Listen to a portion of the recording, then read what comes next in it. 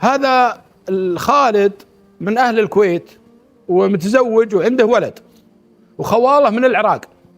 قبل أزمة الخليج ودخول العراق على الكويت بأشهر معدودة راح يزور خواله، وما كان عنده علم ولا كان أحد يدري عن هالغزو. فكان عند خواله وعنده شاري له مزارع في العراق وشاري له أراضي وعايشين بخير يعني، ويروح ويجي بين خواله وبين الكويت. طبعا زوجته كويتية وعنده ولد منها.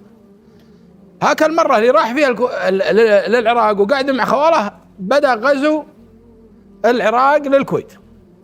فطبعا هو كويتي وموجود في العراق وانتم عارفين الوضع الآن.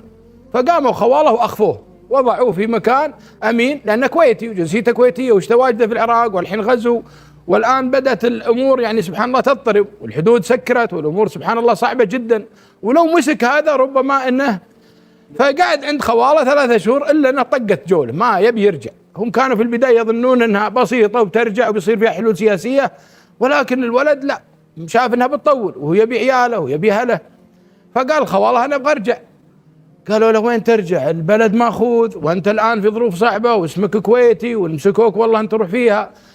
حن عليهم قاموا خذوا له طريق خطة معينة على أساس يهرب منها إلى السعودية ويجي عن طريق السعودية للكويت يروح لها. سبحان الله عدم سماع لنصح خواله الكبار في السن وطلعته هذا يقول المركز الأول تعداه، المركز الثاني يوم جاب يدخل على السعودية مسكون القوات العراقية. وش جابك هنا؟ وش دخلك العراق؟ ولا جنسيتك كويتي ولا الرجل طال عمرك؟ ويقومون يحققوا معه ولا والله يستخدمونه كوسيلة ضغط ويحكمون عليه بالإعدام إنه جاسوس ويدخل سجن أبو غريب في العراق. طبعا سجن أبو غريب غني عن التعريف، الرجل محكوم عليه بالإعدام وموجود في السجن ومحاكمته ما أخذت وقت بسيط إلا هو تم الإعدام، تم الحكم على طول. الرجل ما يدري وش خواله داري إنه سجن، لكن ما عندهم والحراسات مشددة على السجن ولا في أي واحد يتواصل مع هذا الرجل. خوالي موجودين، أنا عندي أملاك في العراق، يحاول يبرر لهم رافضين، وضعوه من ضمن الناس اللي متجسسين على الكويت. كل يوم ينتظر هالإعدام. قام يسأل الناس اللي في السجن من هو اللي يقدر يساعدني من هالضباط؟ من هو اللي أنتخيبه؟ من هو اللي أقدر أخذ حقي منه؟ قالوا عندك هذا العقيد زهير. العقيد زهير هذا يستلم 5 أيام في الأسبوع، كل شهر يستلم 5 أيام قائد للسجن هذا. فإن جاء هذا الرجل ممكن يفيدك. يقول صار كل ليلة يطلع عند باب السجن العقيد زهير جاء ما يردون عليها، أنت وش تبي به؟ أنت مدري إيش؟ أنت خلاص عليك الإعدام. يقول حن عليهم حتى أن الأمر وصل إلى العقيد زهير. قالوا يا عقيد زهير في سجين كل ليلة يدورك، كل ليلة يصيح باسمك. قال جيبوه لي. جابوه. يوم جابوه وش عندك أنت؟ قال أنا محكوم علي بالإعدام وأنا والله لا سويت شيء، وهذا خوالي وعندي أراضي وعندي مزارع في العراق وأنا رجال يعني عند خوالي ولا أدري عن غزو، وش دراني عنكم؟ وبيك تخفف حكمي فقط من الإعدام إلى المؤبد، خلني سجين لكن لا تعدموني. إذا كنت تستطيع الكلام هذا أنا مستعد أقدم لك اللي أنت بيه. قال له زهير ارجع ززاتك يصير خير. سلم نوبته زهير وجاء بعد شهر ورجع بعد 5 أيام. قال نادوا لي السجين. يوم جاء نادوا السجين أنت وش عندك في العراق؟ قال عندي مزارع عندي أراضي. كأنه يعني رضي أنه يأخذ هالمزارع مقابل أنه يخفف الحكم، الاتفاق اللي تم بينه. ولكن قبل ما يسوي هالأمر لازم يتنازل خالد للمزارع وهذه للعقيد. فسوى خطة وطلعه معه من السجن وجابه عنده في البيت. ويوم جاء البيت ولا البيت كبير وفي حراسات خاصة بالعقيد، وهذا العقيد كان محسوب على القوات هناك. يقول فأدخله غرفة خاصة وصار اللي يخدم عليه زوجته وبنته، ما يبي الحراسات يدرون عنده سجين. على فكرة طلعه لابس جندي كأنه عسكري في السجن. قال زوجته وبنته هذا وضعه سجين ولا أحد يدخل عليه لا من الخدم ولا من الحراسات، أنتم استلموا أكله وشربه. وكان مربط اليدين والرجل إلى أن جاء موعد الإفراق. فراح وكلم خاله، والأراضي والعقارات هذه كانت باسم واحد من خواله. قال يا خالي، قال نعم، قال أنا الوضع كذا وكذا وبيك تفرغ الأراضي باسم العقيد زهير على أساس يخفف الحكم عليه. قال خاله ابشر خلاص خلها تجي وخلها يجي. وانا يوم جاوا للعقيد قالوا له خلاص الرجل يحتريك. قال لا ما ابيها باسمي، ابيها باسم بنتي. هذا العقيد عنده بنت واحدة اسمها رغد، فأرسل رغد إلى المحكمة وتم تحويل جميع الأملاك باسم رغد. هنا العقيد خلاص تأكد أن الأمور صحيحة، لكن ما كانت نيته أن يخفف الحكم، لأن الحكم هذا صادر وواصل على مستوى الرئاسة، يعني مو على مستواه، لكن كان يبي يقول هذا الرجل ميت آخذ أنا العقار وآخذ هذا. فسجن عنده 5 أيام حتى يجي دوريته ويرجع ثاني مرة للسجن. البنت تجي وتغذيه وتأكله وتشربه لكنه مربط، فتبي تعرف شو قصة هالسجين. يوم سألته قال أنا كويتي. قالت وش جابك هنا؟ قال علمها القصة كاملة، والنبوس خذ مني الأراضي وسجلها باسمك علشان أنا يخفف الحكم. راحت لأبوها قالت يا أبوي أنت بتخفف الحكم؟ قال لا يا بنتي، وشو لا تتكلمين مع السجين؟ قالت لازم أعرف يا أبوي، أنا وحيدتك وأخاف يصير شيء ولازم يكون عندي خبر. قال لي أنا ماني بس باخذ أراضي وباخذ مزارعه وبرجع للسجن ويحكمون عليه بالإعدام. قالت والله ما يصير، أنت ما علمتنا القيم هذه. وتقوم تزعل على أبوها زعلا شديد. والله أنت شوف له حل، يا تطلق سراحة يا أنا أروح أعلم في الرئاسة. والله ما أخليها الرجل هذا يجينا بهالطريقة وتأخذ أراضيه مزارعة. الأبو درن بنت شهد. قال أنا شلون أحلها؟ قالت شوف لك واحد متوفي ودخل السجن وطلع على أنه خالد، وقال ان السجين اللي عندنا فلان فلاني قد توفي وسجل الاوراق باسمه وخلى عندنا ندبر احنا. قال والله انها ضايعه وجبتيها. كلم له واحد من المستشفيات قالوا عندنا سجين مصاب من احدى الدول وميت الا شوي ويمكن يموت بكره. قال لي اذا ما تبلغوني. توفي هذا الرجل، ارسل له سياره اسعاف وجابه ودخله السجن وحطه في زنزانه خالد وسوى الاوراق وطلع في نوبته على ان خالد توفي، وطلعوا له شهاده وفاه ورفعت على اساس ان خالد توفي في السجن ودفن. خالد وينه؟ عند البنت. المهم خالد جلس في هالبيت الحين طول، والبنت والام قاموا يخدمون عليه. قال يا بنتي الحين انت ورطتيني في الرجال، انا السجن الحمد لله رتبت اموري معاه، لكن هالرجل اللي عندي ورطتيني فيه. قالت يا ابوي لازم نلقى له حل. قالوا شو الحل؟ قالت بنهربه للسعوديه ويطلع من هناك يدرب امره.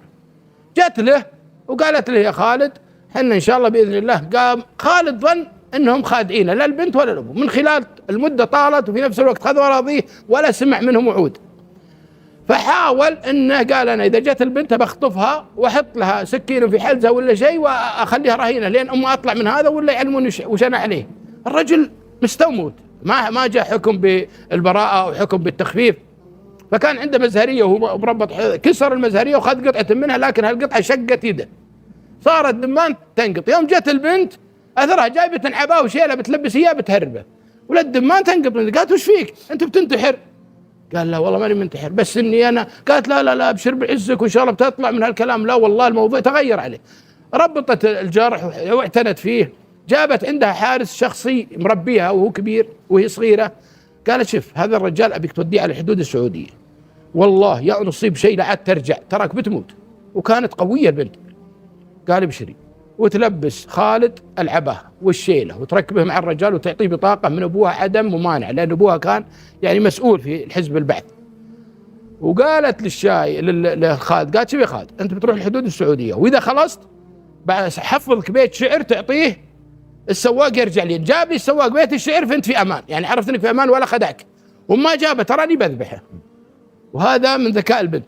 قال حفظ لي اياه، اعطته بيت الشعر وارسبته مع الرجال هذا عسكري ومع بطاقه وسياره تابعه للدوله ويقطع هالمراكز كلها لين جاء الحدود السعوديه. قال شوف هذاك المركز السعودي الله يعينك تمشي لك 10 كيلو وروح سلم نفسك وعلمهم انك هاك الرجال. وهذا اللي عذني. قال اصبر في بيت شعر اعطتني اياه رغد، تراك ما رجعت بالبيت الشعر تراك بتموت. قال تكفى يا معود عطني اياه. قال هو يحفظه البيت وهذا يرجع وهذا يروح. الرجال هذا خوينا مشى لين جاء المركز الحدود. والله اني ناسي الحدود السعوديه والكويتيه، لكنه جاء المركز الحدود ويوم شافوه ويمسكونه على طول، يوم تحققوا من هويته له كويتي وهذا وضعه وهذا وضعه وفرحوا فيه ورحله له.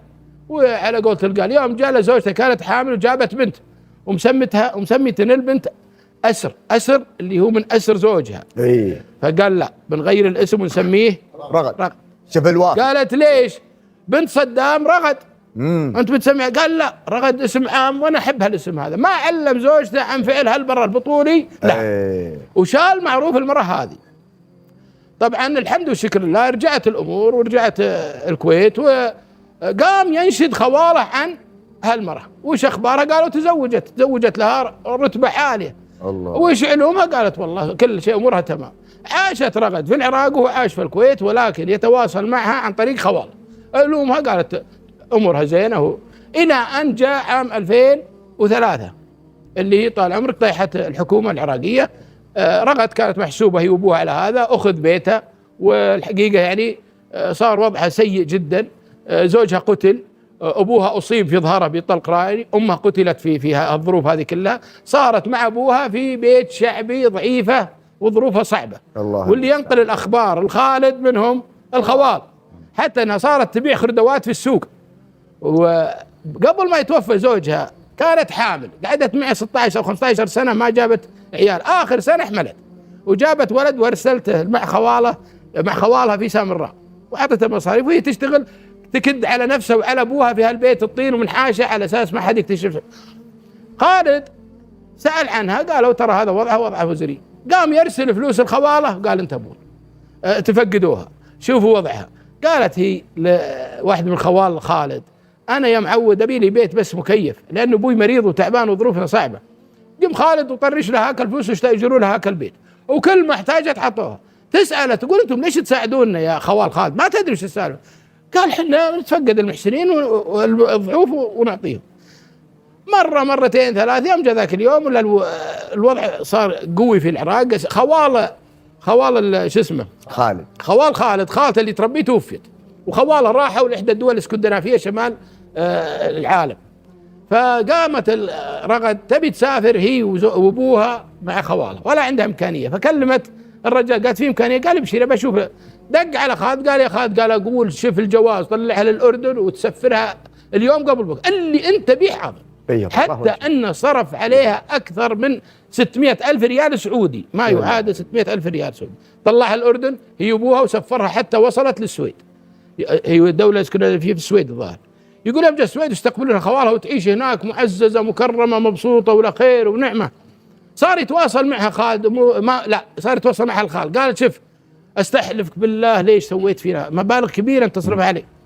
بعد الحاح شديد وبعد أخذ الإذن من خالد، قال هذا الرجال اللي جات في البيت وأطلقتي سراحه هو اللي يتتبع أخبارك ويقول ما لحقنا ربع فعلها فينا، الله المستعان، مهما سوينا. هي هذه أنقذتني من الحياة وتراني خادم لها.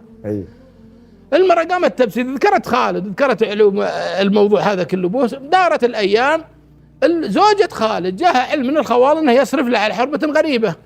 فيوم شافت الحولات وسمعت ان البنت مسمى عليها من الخوال، طبعا الحريمه تناقلوا الكلام هذا، رفعت هي وعيالها، هي عندها ولد وبنت، قضيه ان الرجل مفرط وانه قاعد يصرف وعمره الحين في الستينات. فجاء خالد قالت ترفعون عليه قضيه، قالت هي تصرف على حرمه اكثر من 600-700 الف ريال، يعني فيما يعادل الظاهر 400,000 دينار او والله اني ناسي، او 40,000 دينار. 40,000 دينار او 40,000 دينار. نعم. قال يا بنت الحلال هذا موضوع مالكم خص فيه. المهم حاول، جاء له ولده الكبير، قالوا ولدي هذه المرة اللي أنا أصرف عليها هذه اللي سوته، ولو بعد الله ما سوت ما هالمرة إن ما تشوف أبوك على قيد الحياة. نعم. هذا فعلها معي وهذا فعلها معي، والله ما أدري أجازيها يا ولدي. قال الولد خلاص يا أبو أنا أتعذر منك، لكن المرة لا زالت في شدتها، فصار طلاق بينه وبين المرة. الله المستعان. عاش مع عياله فترة ثم راح للسويد. ترى على فكرة تواصل مع رغد لأنها أخذت رقمه واتصلت عليه بعد ما علمت أن خالد هو اللي يصرف عليها. نعم. فقال شوفي لا ينقص شيء في هالدنيا وانا اخي تراه غني وبخير وبنعمة. والله كفو. قالت ما قصرت، ابي رقم حسابك احول لك الفلوس، لان الحمد والشكر لله الفلوس اللي معنا والخير اللي معنا خير واجد. قال والله ما يلحقني قرش ولا ني، وانت راعية الاولى. الحقيقة عقب ما طلق المرة قعد له فترة سافر للسويد. يوم جاها وتستقبله وتسوي له كرامة مع خالاتها وخوالها، ابوها طبعا توفي. المهم جلس معها وطلع معها طلعتين واستأنس منها سنة وخطبها وتزوج. الله يبارك فيها. وصار طال عمرك زوج رغد، وهالحين عايشين في السويد مع بعض والامور تمام، واسال الله العلي العظيم ينفع بالقصه. واسف للاطاله يا الله يسعد، ولكن والله القصه لها روح. نعم. وجازت لي وحبيت انقلها للمشاهدين ومثلكم وشرواكم وكحل فيها المجلس الكريم.